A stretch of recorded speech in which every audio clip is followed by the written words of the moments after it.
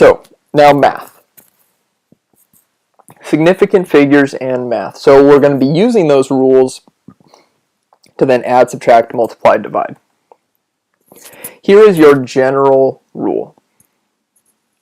If you have a calculated measurement, so if you're adding two measurements together, the final number is only as good as the weakest link, which means the measurement with the least certainty, meaning the fewest sig figs, is going to be the factor in how many sig figs you can have in your answer.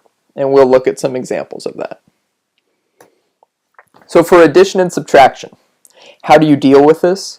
Well, if you're adding two numbers together, you round your answer to whichever of the two you added together has the fewest decimal places.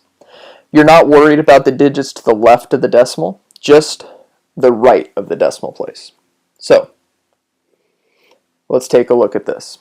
If you were to add these two numbers together and say just put it in your calculator, you would have 9.51 grams plus 3.2 grams, you'd get 12.71 grams. But here's what you got to think about. In that 12.71, are all of those significant? And the answer is actually no.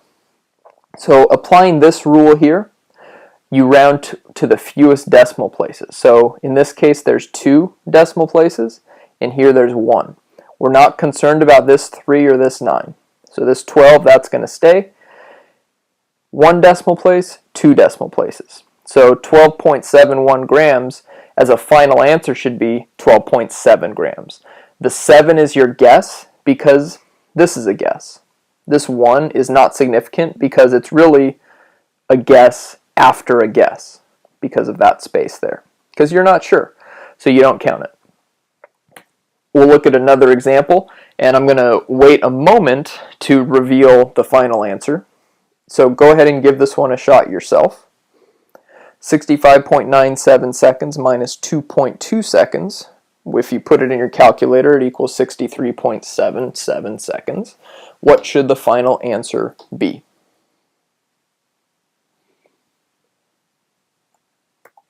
And it should be 63.8. Now, why is that the case? Okay, you don't just get to chop off your last digit. What you got to do is actually you take this and you use it to round. Okay, so your final answer is going to have 1 decimal because of this 0.2. 1 decimal place here, 2 decimal places here, so your answer is going to have 1.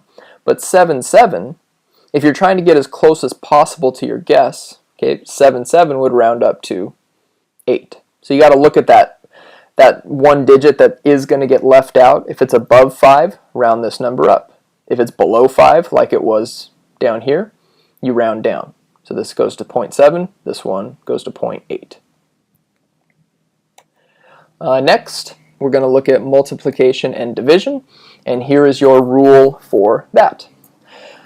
In this case, you count all of the digits. It's kind of the same deal. You're only as good as your weakest link in that you round according to your fewest significant figures, but you count all the digits. So this one is actually a little bit easier rule to deal with. So here's your first example. 5.52 meters times 3.5 meters, and that's the answer that you get.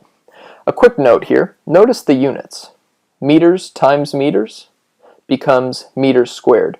Units get subjected to the same math function that the numbers do. So you multiply the numbers together to get this, you multiply the units together to get this. So if we're using the smallest number of sig figs, you got 5.52 times 3.5. Your answer should only get 2 significant figures. So this is what it would look like. You look here, 19.32. We're really not concerned about this 2 at all. This 3 is the kind of outside digit. It's the one that's going to get left out. You look at it, is this above 5 or below 5? It turns out it's below 5. And so it gets rounded down to just 19. And notice again, meters squared.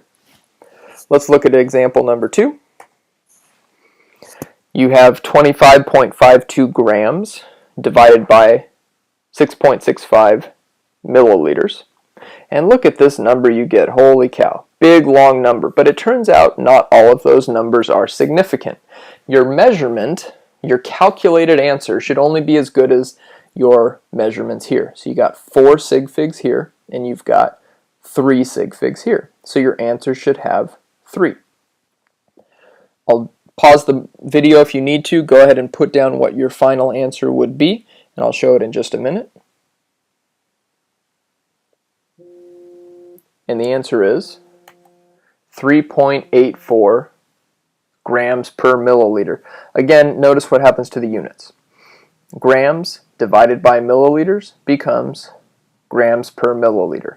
So where do we get 3.84? Well, we need 3 significant figures based on this.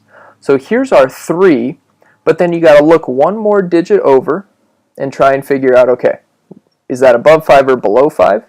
Okay, it's above 5, so this 8.3 gets rounded up to 8.4. We're really not concerned about these at all.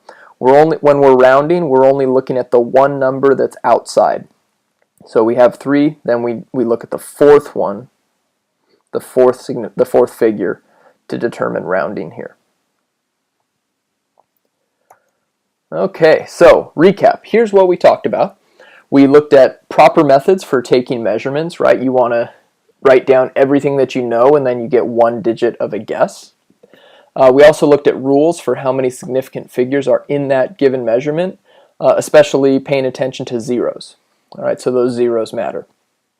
And then finally, when you're doing math calculations of measurements, how do you use those significant figures? What are the rules for that? So that's it for significant figures and measurement, and that's the end of this lesson.